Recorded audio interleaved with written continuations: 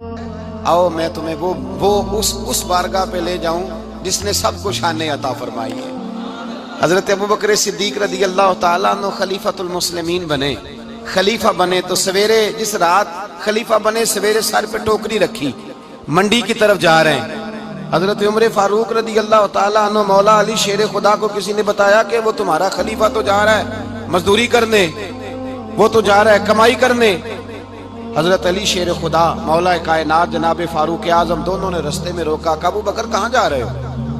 फरमाने लगे काम करने जा रहा हूँ, मजदूरी करूंगा, मंडी में जाऊंगा, तिजारत करता था उसको जारी रखूंगा, बच्चों का पेट भी तो पालना है। अब तुम्हारी हुकूमत के पीछे बच्चे तो नहीं ना भूखे मरवा लेने, मैंने कुछ करना तो है। हजरत उमर कहने लगे चला आके बैठ, हम सहाबा को इकट्ठा करते हैं और माले गनीमत से तेरा वजीफा लगाते हैं, आपको वजीफा मिलेगा माना। तो आप बैठ करके मस्जिद में तो ड्यूटी करें। बैठ गए, मुशावरत हुई तो हज़रत अबू बकर सिद्दीक रज़ी अल्लाह ताला अन्हु से पूछने लगे जनाब बतलाइए आपका कितना वजीफा लगाया जाए? तो हज़रत अबू बकर सिद्दीक फरमाने लगे उतना लगा दो जितनी एक मजदूर की तनख्वाह होती है। तो एक सहाबी बोल के बड़े मीठे और धीमे लहजे में कहने लगे अबू बकर अगर तेरा गुजारा ना हुआ तो, अगर तेरा गुजारा ना हुआ तो अबू बकर सिद्दीक फरमाने लगे अगर मेरा गुजारा ना हुआ तो मैं मजदूरों की तनख्वाह में इजाफा कर दूंगा, अगर मजदूरों के घर जलने लगेंगे तो मेरा भी चलेगा, मैं उनकी तनख्वाहें बढ़ाऊंगा सिर्फ अपनी। तो मजदूर के हुकूक का तायुन किया। सबसे पहले तो मेरे नबी पाक अलैहिस्सलाम ने मना फरमाया, फरमाया जिसको मजदूरी पर रखो पहले उसके साथ उजरत तय करो। हुजूर सल्लल्लाहु अलैहि वसल्लम ने फरमाया जब तक उजरत वाज़े ना हो जाओ किसी को काम पर, जब तक उजरत वाज़े ना हो जाए, मुकम्मल ना हो जाए कि क्या देना है तय करें। क्या लोगे? जो जनाब दे देंगे ले लूंगा। शरीयत इसको पसंद नहीं करती, महबूब नहीं रखती। पहले उसके साथ पहला हक मजदूर को ये दिया कि उसकी उजरत पहले, बोलिए उजरत पहले उजरत तय होगी, ये पहला हक है। और मजदूर का दूसरा हक क्या बयान किया मेरे नबी पाक ने? फरमाया जब, और ये ऐसी आला बात है कि जितने हुकूक लिखने वाले हैं ना, जितने बैनुल अक़वामी सतह पर इंसानी हुकूक का चार्टर बनाने वाले हैं, वो कहते हैं कि ये ऐसा नुक्ता हुजूर ने बयान कर दिया है कि इससे आगे को बढ़ ही नहीं सकता। ये ऐसी बात है कि जिसकी शरह भी कोई नहीं कर सकता। मेरे हबीब करीम अलैहिस्सलातु सलाम ने फरमाया पहले तय करो। और क्या खूबसूरत लफ्ज है, कानून बना दिया। फरमाया जब मजदूर मजदूरी कर ले तो उसका पसीना खुश्क होने से पहले पहले उसे अदा कर देना। उसका पसीना खुश्क होने से पहले उसे उसकी मजदूरी दे दो। एक सहाबी अपने खादिम गुलाम को मार रहे थे तो मेरे नबी पाक तशरीफ लाए। फरमाया क्यों इसे मार रहा है? हुजूर गलतियां बड़ी करता है। तो नबी पाक ने फरमाया जितना तुझे इस पर इख्तियार है ना, उससे कहीं बढ़कर मेरे रब को तेरे ऊपर बड़ा इख्तियार है। कहा हुजूर ये बड़ी गलती करता है, मैं आखिर कितना माफ करूं? तो हुजूर ने फरमाया उतना माफ कर जितना मेरा रब तुझे माफ फरमाता है। पता है तेरी सुबह से लेकर शाम तक कितनी कोताहियां हैं। दरगुजर का हुक्म दिया। पहला हक ये दिया मजदूरी तय करो, दूसरा हक ये दिया पसीना खुश्क होने से पहले अदा करो, तीसरा हक ये दिया कि उससे दरगुजर करो, गलती हो जाए तो दरगुजर करो। तो या रसूल अल्लाह मजदूरी कितनी दें? मेरे नबी पाक बुखारी मुस्लिम हुजूर सैयद आलम सल्लल्लाहु अलैहि वसल्लम ने फरमाया मजदूर का हक बयान किया नबी पाक ने, और एक बात इरशाद फरमाई तो उसके अंदर कई पहलू, एक हदीस में कई पहलू बयान फरमाए। हबीब पाक ने फरमाया जैसा तुम खाते हो वैसा ही उसे। भाई बस खत्म हो गई बात। इतनी बड़ी बात कर दी सरकार ने।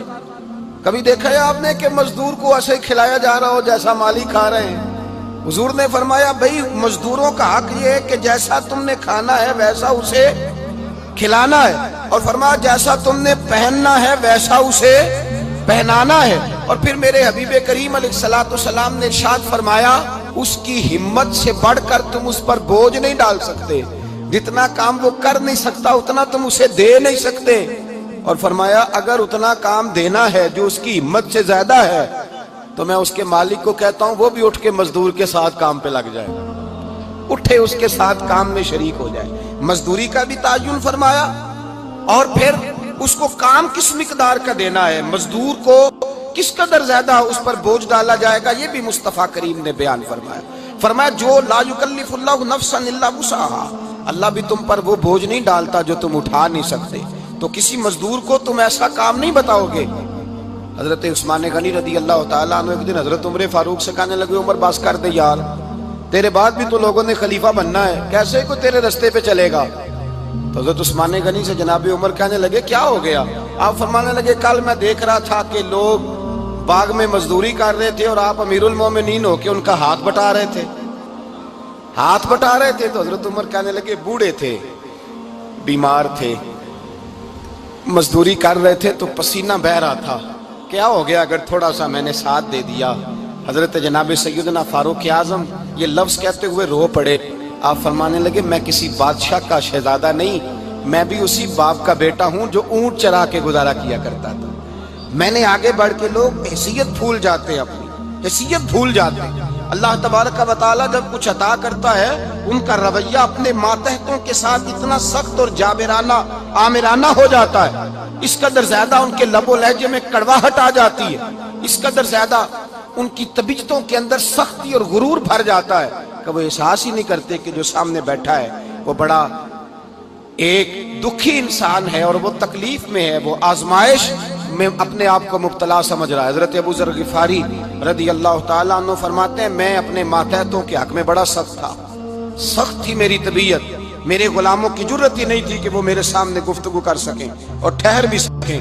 فرماتے ہیں جس دن میں کلمہ پڑھنے گیا، جس دن میں حضور کی بارگاہ میں، تو میں نے کہا حضور کوئی خاص نصیحت؟ تو نبی پاک نے فرمایا میری نصیحت تیرے لیے یہ ہے کہ جیسا تو نے کھانا ہے ویسا ہی غلام کو کھلانا ہے، جیسا تو نے پہننا ہے ویسا ہی غلام کو پہنانا ہے۔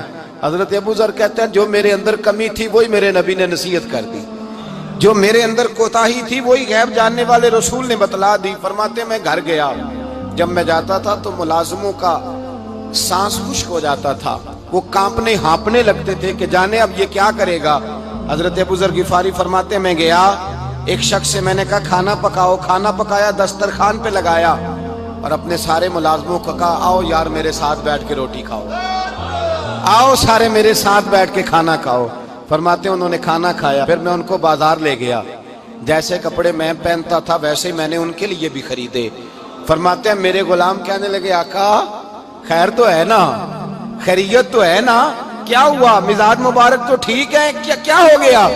اور یہ جو ہم فضا کو اتنا خوبصورت دیکھ رہے ہیں اور یہ جو ہم اتنی پیاری ریم جھیم برستی دیکھ رہے ہیں، یہ جاری رہے گی یا ایک دن کی ہے؟ تو حضرت ابو ذر غفاری رو پڑے، کہنے لگے اب تمہیں ابو ذر غفاری بدلا ہوا ملے گا، اس لیے کہ اب میں وہ نہیں رہا، اب میں رسول اللہ کا کلمہ پڑھ کے غلام مصطفیٰ بن گیا ہوں، اب میں بدل گیا ہوں، میری طبیعت بدل گئی۔ غلاموں کے حق میں حضرت مولا علی شیر خدا غلام کو لے کر کے گئے دکان پر، حضرت مولا علی غلام کو لے کر گئے کپڑے کی دکان پر، 2 جوڑے خریدے، ایک کم قیمت کا ایک زیادہ قیمت کا، ایک کم قیمت کا ایک زیادہ قیمت کا، 2 جوڑے خریدے۔ جب واپس لوٹے تو غلام سے کہنے لگے تو اپنا لے لے۔ غلام کو پتا تھا کہ اس زمانے میں ہوتا کیا تھا، اس نے کم قیمت کا جوڑا اٹھایا۔ حضرت علی فرمانے لگے عجیب آدمی ہے، یہ تو تیرا نہیں، یہ تو میرا ہے۔ اس نے کہا حضور کس طرح سے؟ آپ فرمانے لگے تیرے لیے قیمتی جوڑا اس لیے خریدا ہے کہ تو جوان ہے، اور میں نے اپنے لیے اس لیے چھوٹا خریدا ہے کہ میں تو اب بوڑھا ہو گیا ہوں، مجھے تو حاجت نہیں۔ کہنے لگا حضور بوڑھے اور جوان کا مطلب نہیں، آپ علی ہیں، من کنت مولا فہذا علی، علی مولا، علی مولا، آپ چونکہ مولا علی ہیں اور آپ امیر المومنین ہیں، لہذا آپ نے تخت پر بیٹھنا ہے، آپ نے سلطنت کو چلانا ہے، آپ پہنیے۔ حضرت علی فرمانے لگے تو میرا غلام بنا ہے نا، تو نے ابھی میرے نبی کا دیدار نہیں نہ کیا، تو بعد میں آیا ہے نا، اگر تو اس دور میں ہوتا تو جان جاتا کہ یہ عمل میرا ہے، پر اس کے پیچھے جو نصیحت کے پھول ہیں وہ مصطفیٰ کے عطا فرما۔